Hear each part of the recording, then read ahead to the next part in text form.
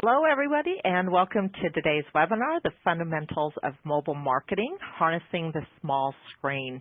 Really appreciate y'all taking time out of your busy days to come and join us. Hopefully you will get something out of this that will make it worth your time. A couple of housekeeping items before we get started. First of all, make sure your sound is not muted. If you have any issues during the webinar, go ahead and send me an email. Sometimes during the webinar I can go ahead and reply back, take care of it. Otherwise, we'll talk to you afterwards. But we want to make sure that this is a successful webinar, technically and both educationally. Questions will be answered on our website after the webinar, but we also will attempt to answer all the questions that we can during the webinar. I know that mobile is one of those subjects that just heeds a lot of questions, really makes people have things to bring up. So we're going to make sure and schedule enough time that you can ask questions of Ramon while he's here, but we will also get your questions answered afterwards. If you care to, you can tweet using hashtag Practical Marketing, share with your friends what you're learning through the webinar, and then as always, this webinar will be available on demand within minutes. It'll be available both on the Ad Solutions website and on the BrightTalk platform. As you all know, I've introduced myself multiple times. I am Tina Stock, Executive Director of Marketing for YP. YP is one of the largest media companies in the United States, and we are actually, I think, number 3 is still the number where we are as far as mobile revenues. So with our small business audience, helping them to get on the mobile screens, I think it's just part of our DNA. If you think about it from that perspective, we were part of the telephone company for decades, and mobile is what we are all about. So this is definitely something that we know well and that we are excited to share with you guys. Our guest today is Ramon Ray. He is a best-selling author, serial entrepreneur, and passionate about small business owners. So at this point, I'm going to turn it over to Ramon, give him a chance to finish introducing himself, and share with you his thoughts on mobile marketing. Ramon. Hey, Tina, thank you very, very much. It's an honor to be with you today, and can you hear me okay? Yes. Great. Just want to make sure nothing changed. Okay, good. So good to be with you, Tina, and the other tons of people joining us today. So as Tina said, I'm Ramon Ray with Smart Hustle Magazine. I do hope you check it out and join that, and with Infusionsoft as well. And really I wanted today to just to educate those of you who've taken the time out of your busy schedules to learn about the power of mobile marketing. And I do want to say two things. I think YP.com is not just one of the largest media companies in the United States. I would say the entire galaxy. So that's what I would add to that. And so those are my words, Tina, not yours. And the other thing I would add, good, awesome. The other thing I would add, I just want to go back, Tina, just to the Twitter handle, because I think it's important to share with others. And so I just want to, if it's okay, I'll take control there, is Practical Marketing. Please tweet out. Tell people that you're on a YP webinar. Tell people you're listening to Ramon. Tell people you're listening to Tina. So just wanted to highlight that again. Practical Marketing, tweet it out. And hey, when you share, that's a good thing. So we'll begin, but thank you all again for being with us today, and I hope you have a lot of questions to ask, or I hope I can provide at least a little bit of insight to you today, and let's have fun. I was at South by Southwest, an annual kind of tech film and interactive festival in Austin, Texas, Tina and everyone else a few weeks ago, and it was amazing. I already knew this, but every year when I go there, it's amazing that people are, talking to each other, but the biggest thing people are doing is face down in their phones. I live in the New York City area, and and again, those of you who don't have train systems around you, it's the same thing, but I see it better when you're in an urban setting. It's amazing also, Tina, the same thing. People's face downs in their phones. And so I think today's webinar, today's talk is so appropriate to really help people understand the power and benefits of mobile marketing. So we want to cover a few things today. Why mobile marketing is important. That's a big part I want to share with you, because I think that if you don't understand the importance of it, there's no reason to take action. Two, I want to touch on a little bit about the power of, or the differences kind of in this mobile and desktop world, what we're coming across, why it's so important. The importance of local marketing. I do think that the aspect of local is a key component of mobile. I'll give you some tips. Talk about the importance of being secure, and I think then kind of give you a summary for what we can do. So I hope you enjoyed, and let's sit back, get some popcorn or some juice or water, whatever your fancy is, and let's do it. So again, going back why it's important, the stats are there, but these are just to kind of hit you in the head or, I don't know, pinch you, whatever you want to do, and just highlight for you that mobile is important. I mean, you can read the stat here that traffic for mobile accounted for 40% of online shopping in Black Friday in 2013. So the point is that, yes, these are stats, but dear business owners, dear retailers, these are such important stats to get you to see that the world is moving to mobile. This doesn't mean that the desktop is going away. Of course not. But if you think about tablets, if you think about phones, and think about watches that are coming out, the world of mobile is so critical. And I think that I would dare say, if business owners are not there, Tina, I would say that will negatively affect their business more and more going on.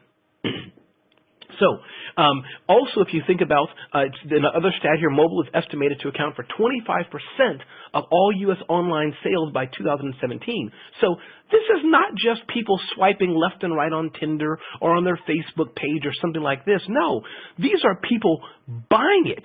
I don't know about you, but I know for me, I've gone places, you're on the train or heading to your car, not while driving, headed to your car and you remember, ooh, an anniversary, a birthday, whatever it is. What do? You pull up your phone, pull up your tablet, and you click buy. So we want to talk about today as well some of the tips that you can go through when you're having that mobile experience. But ladies and gentlemen, mobile is only going to grow. It's only going to increase. And if your business is not set up for mobile, it's not going to be a pretty sight. So again, a few more stats. I think stats are important to give you the magnitude of it. And yes, that's me there smiling like I call it a Cheerio smile, Tina, on the right side there. So, 80% of Internet users own a smartphone or mobile device. 4 out of 5 consumers use a smartphone to shop, and that kind of correlates with what we talked about before about the growing of just sales to the mobile phone. 9 out of 10 smartphone searches result in action. This is an important stat because what that means to you who are restaurant owners, to you who are selling some widget or gadget, to you who are selling some type of service, this means that people are taking their mobile device, getting a search for it and making an action. So meaning they're not just searching on what time does the YMCA open or, how do I lose weight better? No, they're searching on I need something and click I want to buy it. That's an important stat to keep in mind. Mobile users who find your business online have a conversion percentage 3 times higher than the same search done on a desktop or laptop. Again, this doesn't mean desktops or laptops are going away. But what we want to highlight today, and again, this webinar we're doing with YP, and my name is Ramon for those who've just come on here with Tina, is that when mobile users are searching on a mobile device, 3 times more, they're going to take some engagement, some action with you, and the search is being done. So these stats, they're not just numbers, but to show you the importance of making sure that you're mobile ready. So going on to our next thing, keep this in mind. Another thing that I hope kind of drives you to know the importance of mobile.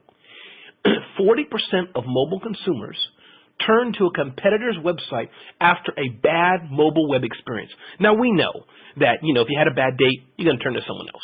We know that if you ate in a nasty restaurant, you're not going to eat there again. We know that, all these things in real life, let's call it. But guess what? Mobile's no different. So if you have a website, if you have an ad, and you're engaging someone on a mobile device, and it doesn't look right, it's not scaled right, it doesn't come across right, very rarely are they going to come back to you again. They're just going to go to a competitor. And as many of you know, the saying goes, your competition is only a mouse click away. So this is why, ladies and gentlemen, that it's important that you get mobile and get mobile done right. And I must say, mobile can be a little more complicated and challenging than it can be to do for a desktop. Thankfully, YP has a ton of solutions. And Tina, I'm sure you'll mention those when I conclude here. But YP has a ton of solutions that can help you do that. And so I think that's an important thing to note as well. So, but remember, if you're having a bad experience with your mobile content, your mobile advertising, your mobile platforms, people are going to be less likely to buy from you. And again, 40% of those studies show are going to be turning to your competition. So let's talk for a bit about the desktop world and mobile world. Gary Vaynerchuk writes in his book, Jab, Jab, Jab, Right Hook, kind of about this, the importance of being optimized for your mobile world and for the desktop world. These are two different things. And I must say that those of us, Tina, not you, but me, those of us who are lazy, it's easy just by default to say, okay, well, I'm just going to do all my advertising, do my content, just focus on mobile. But that's a mistake. Look at some of these things here. Mobile marketing is much more interactive than a desktop environment. That index finger that we're flipping and clicking and pressing buttons on, it enables a lot more interactivity than you're holding a mouse. Interaction with social platforms is greater on mobile devices as well. That's pretty amazing stat, because that means, again, social is important, but remember the audience of people who are doing it on mobile devices. And what I'm seeing more, in fact, I'm seeing more people, I'm sure you're seeing it, watching television or looking at websites on their desktop, but what are they doing in their right or left hand? They have their phone and they're also interacting. So this goes to show you mobile is something that should not be ignored. Consumers are more engaged on smaller screens. It's a fact. Yeah, the big 22-inch screen, 40-inch screen, well, I don't know how many people use a 40-inch screen, but, 20-plus-inch screen that you're trying to sell people on is important.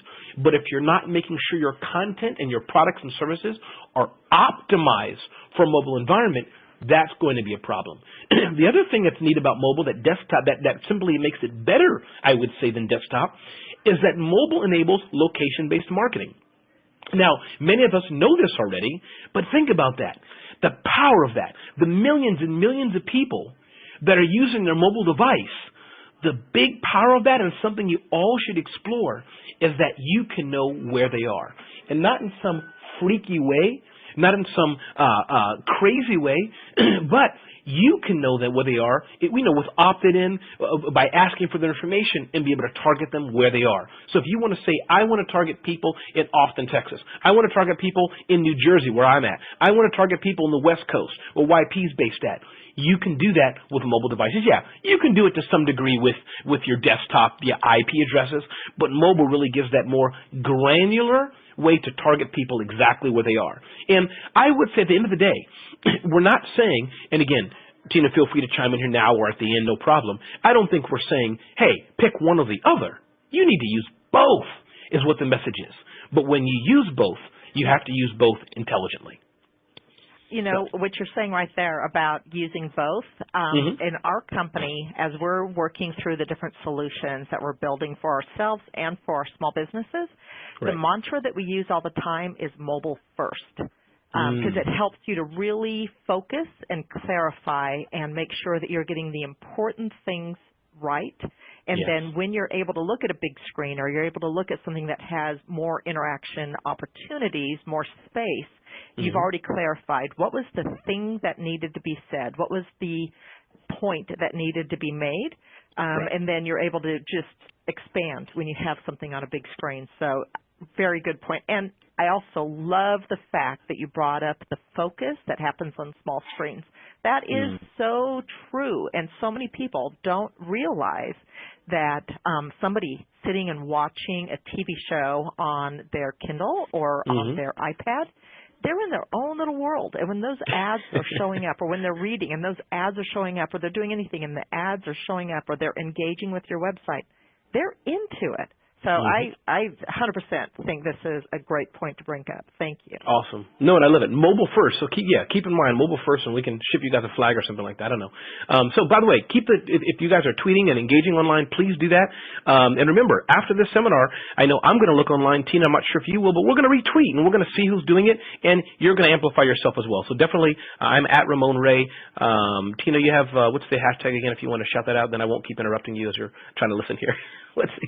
Practical marketing, is it? Marketing. Yeah. Yeah, practical marketing. Great. Okay, so moving on here.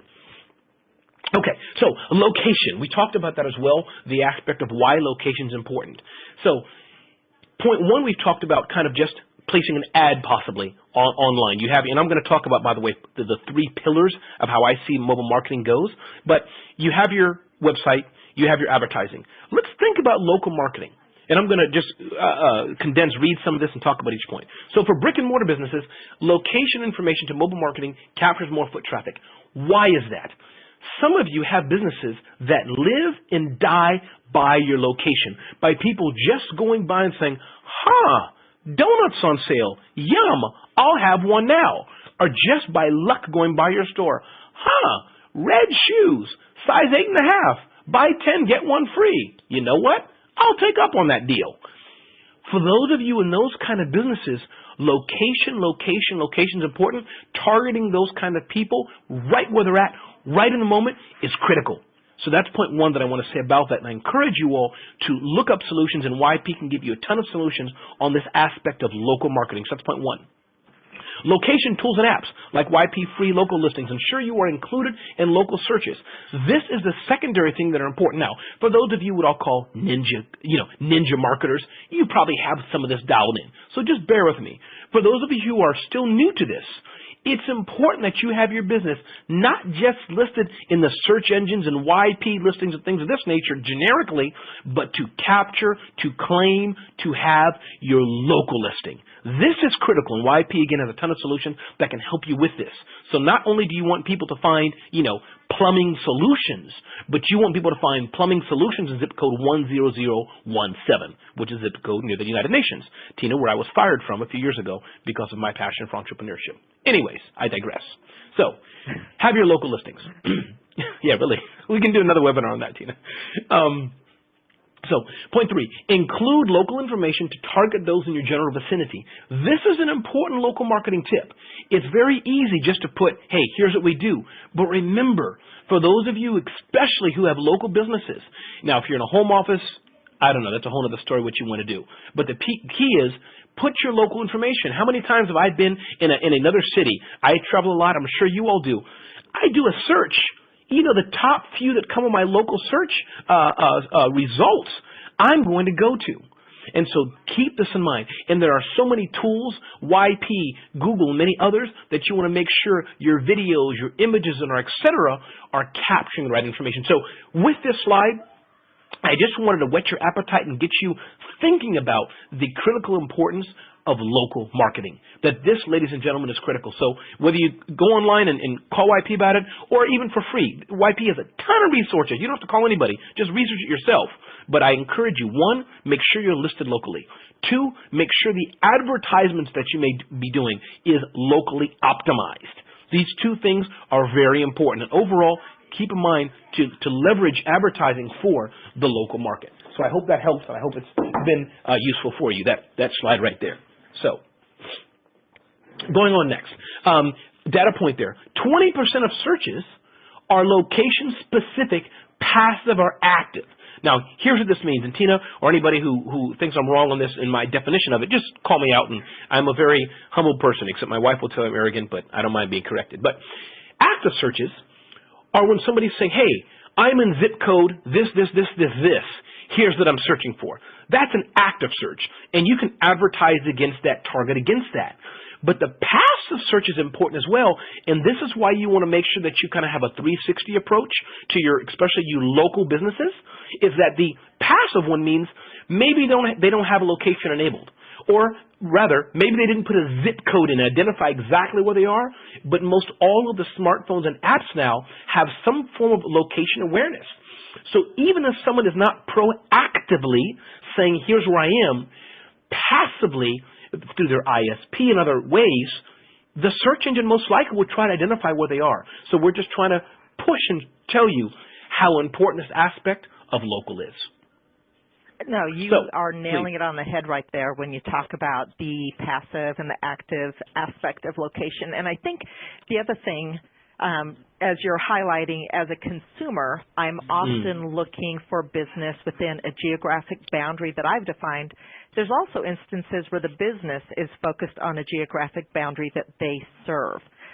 So if you're a plumber, you're not going to want to drive an hour, 2 hours, 3 hours for a small job. You want to focus it close to where your location is, even if it's not about your brick and mortar store. There are a lot of businesses that work out of a home, that they work out of a location that people aren't coming to them, but they are going to people. and they're just as interested in creating this kind of a fence, this geography boundary about how far they're willing to drive, so it makes a lot of sense. So both instances are 100% accurate, and location matters. Whether it's the location of the business or the location of the person, it matters. No, Tina, and that's so important. I really like that, having this kind of geographic fence, because you're right. You want people to know where you are, but I think it's also cool when you can get into this with some deeper advertising solutions. Again, if you want to do this on your own, just search for it and go for it on your own. But I would suggest to save the time and energy, contact YP to help you with it. But Tina, you're spot on, because there's nothing worse than me as a consumer calling somebody or asking for services, and then, I get through all the information, Tina. What do they say? Oh, you're there. We don't serve that location. Yeah, I wish I could have known already. I just had that happen to me last week. So that's I think why this is like fresh in my mind. We live kind of north LA in a smaller community, and every once in a while somebody's like, "Oh yeah, no, we're not going to go there." So I'm aware of this. Awesome, awesome. So next point, again, some mobile usability tips that I can share with you today. Responsive design. Again, this is a webinar that I'm doing with YP. We know that some of you know a lot of this.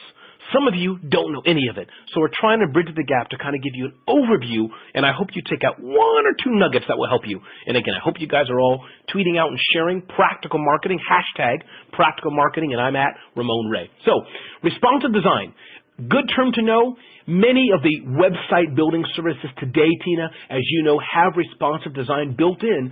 But for those of you who may have websites already, for those who have your blogs and other content already, just keep that name in mind, responsive design. This is the aspect of where what you create can dynamically, it's kind of like morphing, kind of like Star Trek or something. I don't know, it's a bad example, but it morphs and can fit the screen that it's built for. So if you're on a Samsung phone with a 2-inch screen or 3-inch screen, your website will look great. If you're going to an iPad with a 7-inch screen, it'll look great. If you're going to a 30-inch monitor, it'll look great. So responsive design, that's one thing you want to make sure all content that is digitally visible is responsively designed. Real important. Sounds like a geeky term, but it just means kind of one size fits all. I don't know why they didn't just call it one size fits all. Anyways, point 2, make your page engaging with maximum flexibility. This is so important. Making your page engaging, very, very important. And you want to make sure that you don't want to have just a lot of buttons and things that click, but you want to make sure that it's functional. Remember that when people are going on your website or on your blog or your content and they have that small screen, they have limited bandwidth, limited data, load times, and etc. So you want to make sure, test your page. Go with your kid to their swim meet. Go out to a client in the middle of the desert. Maybe not the middle of the desert, but my point is, test how your content looks on a phone that's not on broadband, not on Wi-Fi, because you want to make sure that it still looks good. A few other tips. Keep your design simple and easy to navigate. Sure, on a 20-inch screen where people can scroll up and down with their mouse, you can have a lot of buttons and things that click. It can look very busy. But I'm telling you, when it's on that small 2-inch screen, 3-inch screen, or even 7-inch, you want that design to be simple, easy to navigate, and make sure that you drive people to the 1 or 2 important things that are important for you. So if you're a cupcake baker, I was going to say cupcake manufacturer, but cupcake baker, I guess, or bakery. My English is so bad, Tina. But you're selling cupcakes. What is the thing you want people to do? Click here for catering, click here for our hours that we're open, or click here to order your 2 dozen cupcake deal. My point is, make it simple for people. Calls to action. Make your calls to action simple as well, kind of echoing my earlier point, where click to download. Really easy. And Tina, a neat thing that you can see here is Gary Vaynerchuk often talks about stop the scroll. I'm a fan of his and a fan of YP's. And I put a little video together. You can see kind of people just, it shows a good example, Tina, people just scrolling. Yeah. That's the world we live in. So I checked it out. I went and I looked at your little video, and I got a kick out of it because you're right. Literally, it's just you kind of like peeking at how people are using the phone. They sit there with that finger going back and back and back. So, yeah. And the thing to bring up here that I love the fact that you said this. It's about the functionality on mobile. I think there's still a little bit of an old school mentality that it's about design or it's about fancy lights and blinking things. It's not anymore. It's not, but Yeah. I think, if you don't really think about how you use mobile, if you just think about a website as like something that's pretty, like a piece of paper, then you Right. get all caught up in the design or all caught up in the pictures. But it's Mm-hmm. really about usability. And I've shared so often this different research that we've seen that when a Mm-hmm. consumer is being asked to rate a website, they want key pieces of information. They want to find it quick. They want it to be simple. When we're Mm-hmm. creating websites, we focus on fancy and lights and all the things that don't matter. So I love the fact that you brought this up here. No, thank you. And I think, Tina, because we're trained like back in the day that the websites have to blink and, I don't know, look like a Times Square billboard. So, but good point. Tina, speed's important as well. I mean, again, listen, ladies and gentlemen, just to set the stage here, just to go backwards a bit. I'm a small business owner. I'm an entrepreneur, like I would guess most of you in this call. Some of you in the call could be much bigger, larger businesses. Some of you could be just starting out, not sure really what you want to do, not started a business yet. But just for most people, I'm a regular business owner. And the reason why I'm stopping here, because I'm saying here, ensure your mobile website is fast. Ramon, what does that mean? What do I do? Let me tell you what I do. I let experts do that. And I'm not saying that just because I'm on a YP call, but I know that ensuring my mobile website is fast is important.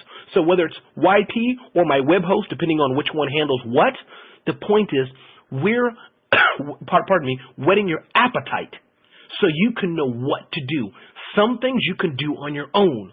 Some things may be a bit complicated, but at least you can say, hey, Ramon and Tina on the webinar today with YP, which you're tweeting out, said, my mobile website needs to be faster, meaning so you check it, it's slow. So that's what this slide is about, just to give you that taste and let you know. And I'll read it. If it takes your website more than 4 seconds to load, it's too slow. Now, again, that's give or take. We're not going to hold you to whether it's 4 or not. But the stats, the academic people who research this stuff, and maybe YP has a division that does it too, says 25% of users leave a site after 4 seconds. Most will be gone after 6 to 60 seconds. So, listen, these are the stats. If you bring up your website and, 4 days later, you still haven't brought it up, that's a problem. So that's all I have to say on that. The facts speak for themselves. Going on here, security is very important. And we really hope, ladies and gentlemen, that you have questions. And please ask them. We'll facilitate that. And we want to help you. And we want to answer your questions and be a resource for you as well as we go on here. So security is important. Stats say that 17% of shoppers don't purchase because they're concerned about security. Now, this is not going to be everyone. Clearly, that means almost 80% of the people are just kind of shopping. But I bet there's a big part of those also that are shopping from trusted brands, Amazon and Best Buy and Sears and et cetera. So, small business owner, you're selling that custom-made watch you made. You're selling the products from your new bakery. You're selling, accounting services, insurance, whatever you're selling. Another tip for you, let your customers who are going to your site know that you're secure. One, and again, this is a bit geeky, but you can turn to YP, go to them and say, hey, Ramon said this, could you help me out? Make sure that the transactions going back from the web browser to your site are secure. And that's kind of what's that HTTPS as in Sam for security, that little HTTPS thing that you see on many websites, secure socket layer. Won't go into it more, but just so you're aware, make sure your e-commerce is secure. And the other small things you can do is to use secure shopping solutions, things like BBB, and you can look them up, the Better Business Bureau. Many people shop through PayPal. Infusionsoft, who I work with, has a lot of secure solutions. So my point is, I think VeriSign as well, and I'm sure there's many more that YP probably can refer you to or help you with. The point is, as you're building your e-commerce site, and we're trying to help you, ladies and gentlemen, everything we're saying is not going to dramatically increase your business by thousands of percent. Some things will, some of the basic things. But this, even if it increases business and engagement and purchases a few percentage points, think, how much more money will you make in Valentine's Day, Mother's Day, Christmas, New Year's, Hanukkah, whatever it is. So that's really what this tip here is about, just to educate you, be secure. Be secure and show that you're secure. This is important, kind of like Tina in relationships. Well, my lady or my guy, they know I love them. Did you tell them? No, I don't tell them. Well, you got to show them and let them know. Okay, so going on here. So as we come kind of to a summary, this is kind of a summary of what we're talking about today, and we'll feel free to take your questions and answers. I think a few things we want to talk about, and some of them all not on this slide, but just to recap for some of you how I see this world. You have the platforms that you're building. You have your websites, your blogs, your shopping carts, etc.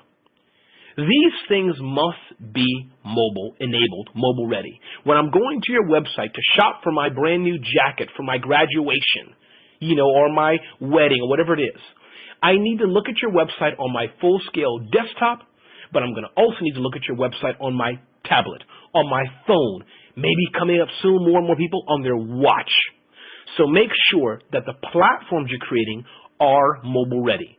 And when you're looking through your, the vendors who are helping you build this, whether you're doing it yourself or you're hiring a web developer, make sure that they're products and that they know how to build mobile-ready products for you, meaning sites for you, your platform. That's one. Two, the second, and I have three, the second part of this are the content you're creating, your posts and etc., the pictures you're taking. Make sure that these also are mobile-ready. Make sure that they're natively displayed on the platform there are. That's kind of the second part, I think, of having a mobile-ready solution.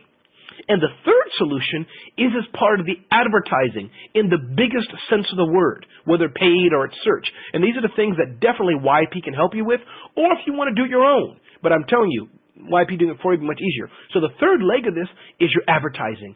It's not good enough to have a 720 by 90 banner on a 2-inch screen, if you follow what I'm trying to say. So make sure the third leg, when you're advertising, you want to make sure you work with a partner, or if you're doing it yourself, that gets mobile advertising, mobile marketing. And YP for sure gets that. So I'll just read some of the points here, and then we'd love your questions, or Tina, you can talk a bit if you'd like. So, as I said, create a website, blog, social content, email newsletter. Ooh, that's another one. Your email newsletter. If you're just doing it out of the box and it's not mobile ready, it will look good in Outlook or Gmail or whatever email you're using, when it's 800 pixels wide or whatever the number is. But when somebody's looking at it on their phone, they don't want to scroll from California to New Jersey, back and forth, and from Texas to Canada. And Tina, if they didn't get that silly example, I'll say it in English. But they don't want to scroll left and right, up and down to have to look at your email newsletter. So that's a point I want to stress. So make sure that your platforms are done. 2, you have your e-commerce website. That's critical, and make sure that's mobile enabled as well. You want to look at that on a variety of platforms.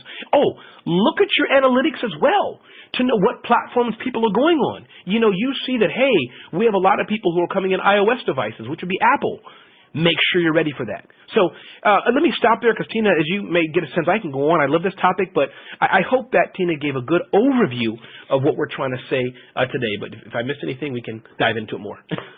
Oh, that was great. Thank you so much. We actually have a number of questions. Okay, so good. One of the questions I'm going to go ahead and tackle right off the bat here from Ashley was, would a copy of the webinar be available so that anybody who missed the beginning, I think Ashley had come in a little bit late, wanted to know if it would be able to be available afterwards. And yes, everything will be available. I think within like an hour or two after the webinar, we send you an email with a link to it as well.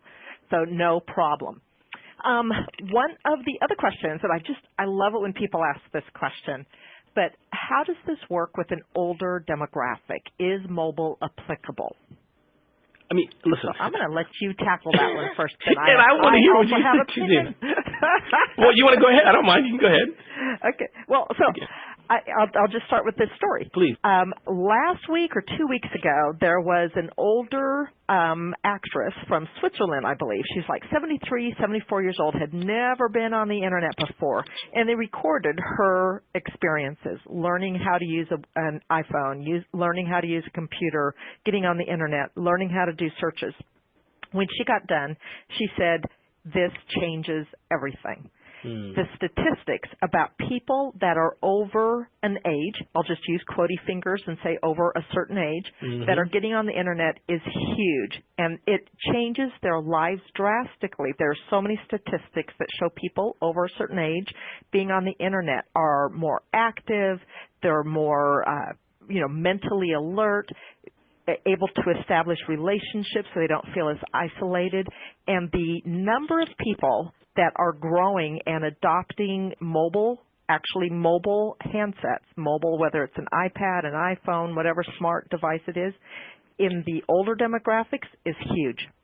So my immediate reaction whenever anybody says, I serve an older group, do I really need to worry about mobile? The answer is yes. They're actually as active as the younger generations. They do it a little bit differently, no question about it. They're not all sitting there and doing Snapchats and some of the things that the younger generations are doing, but they're on those mobile handsets and they're using them to find businesses, interact with businesses, interact with their friends. So no, and your I agree. opinion as well. No, I agree with everything you said. The only thing I'll add to that, and I think everything you said is right, the answer is yes, is that think about it. The person, fairness, Tina, who was 70 years old, let's say, or 80 years old, or 60 years old, or 40 years old, I had to do a save, Tina. I like how you did it. The person who's older, maybe 20 years ago, Tina, 30 years ago, I agree. They probably didn't adopt high tech fast. But think of the person who's older, and I'll just call myself out, Tina. I'm 42. So in 10 years, 20 years, when I'm 20 years older, am I still going to be a techie? Oh, yeah. So if that makes sense, what I'm trying to say is that as technology evolves and time goes on, whatever age you define as older, they are still adopting modern technology. So the short answer to that is yes, get on mobile. Oh, awesome. So we're on the same page. Yay. Here's another question I think is a really smart question. So is a mobile responsive landing page, which is separate from your main website, as effective as reformatting your entire website? So can a small business just use a mobile responsive landing page as opposed to having to really rethink their base website? Mm-hmm. And I'll let you answer this one first. Yeah, my short answer is that yes. And I would even dare say, Tina, that a landing page could be more effective than a reformatted website. So to be very clear, you should make sure everything online is mobile ready, to be very clear. I'm not saying don't go back and change, upgrade your mobile ready website. That's for sure. But my point, which is kind of a sub-theme in this answer, is that landing pages, especially for mobile users who are ready to buy. You know, if you have a campaign, buy flowers, 10% off, don't send them to your main website, have them go on the deal button and then go to it, send them right to the landing page to buy. So that's what my answer is, that I think it could be more effective if done right. I think that's awesome. So here's a couple of questions regarding online transactions. So I'm going to kind of group these both together. Mm-hmm. So is PayPal, Google Wallet, direct purchase, which is best? If somebody's doing online transactions, what's the best way to do it? Sure. One, I don't think there's any best solution. People may think you're trying to cop out, Ramon, because you want to call out a name. Trust me, I have no problems calling out names. But I don't think there is a best solution, Tina. I honestly believe, A, what's best for the business you're in for your customers, and two, you may want to, if you don't know that, look at what's popular, and I'll let that stand on its own. But keep in mind that if you're going with vendor X, and people have to have a whole due sign-up process, will you lose money if 90% of the population is using vendor Y? So those are my two answers. One, what's best for your customers, you know, whatever that may be. And then two, if you don't know, really, Ramon, I don't know what they're using, I don't know what's best, you know, I don't have any analytics, I'd go with what's popular. That doesn't mean it's always best, but meaning, you know, go with what most people. Ask your mother, your brother, and ask me and Tina what we use, and then go from there. That's awesome. And Frank, I hope this answered your question as well. If you want to rephrase your question, please go ahead and post it now. But I think there was a number of different people here who are kind of trying to understand how to manage processing a payment with mobile locations. Mm-hmm. Then the other question that I thought was interesting was, what about businesses that are business to business, not necessarily a retail sale? So somebody that doesn't serve a consumer but is serving other businesses. How important is mobile to that type of a business?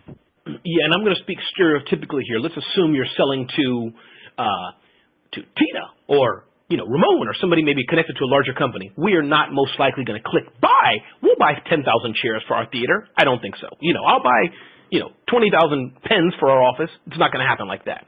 However, I think where mobile comes in, selling B2B, and again, I'm being stereotypical, and if you think I got it wrong, Tina, just feel free to color the lines here for me. But I think that selling to a business who needs to use a purchase order, corporate credit card, get approvals, You want to use mobile to influence their mind share, so that as they're online, as they're using Facebook, as they're using Twitter, they're a human too, that your brand is in front of them, your ads are in front of them, you're educating them.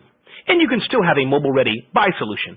So that's what I would suggest, so that when they're ready to buy, when they're ready to invite you in to do an RFP, when they're ready to have, a phone call with you or maybe you send the fax, that at least all that's done all on mobile and on desktop with the mind share, if that helps answer the question. That was an awesome answer. I have nothing to add because that was pure brilliance. Okay, Thank you. so here's another one. What's the best way to use mobile for dental office marketing? I'll let you tackle that one first. And then I have an awesome dentist that also uses mobile effectively, so I'll share what they do. Awesome. No, and I would just say that as an example. So, one, keep in mind, mobile's not everything. We're on a mobile call promoting mobile, yes, but keep in mind, I got a postcard from my dentist in the mail. Out of all the advertising, I called and made an appointment for my daughter. So, outside of mobile works for all these things too. But I think for dentists, I think that for those who are not yet your customers, definitely you want to consider things like visuals. And you want to either advertise with fear. If you don't brush your teeth or come to our dental clinic, all your teeth will fall out. Or advertise with positivity. Hey, did you know brushing 7 times, 3 times a day can help you? Here's how to do it. So that's, if that helps, Tina, that's kind of how I would use mobile in a fun way. And I would say for those who are your customers, I think, Tina, I know this is something I think touched on, or we probably should have, I should have, is apps that, let's say you have especially a family of 2 and people are going to the dentist several times and braces come in and other things. An app could be a good way to kind of build that engagement, reminders, and videos. So without being able to talk to the person in person and have a long discussion, but I'd love to hear your story.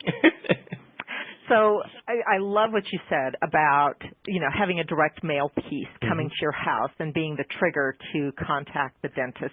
That happens all the time. We know that that's a huge driver. Our dentist, and I won't mention their names, although I think they are like the best dentists in the whole wide world. My family drives from all different parts of Los Angeles and San Diego to see them because we just love them. They actually send us text messages when it's time for our appointment. So literally the day before my appointment, I get a text message from my dentist basically saying, "We love you, get in here."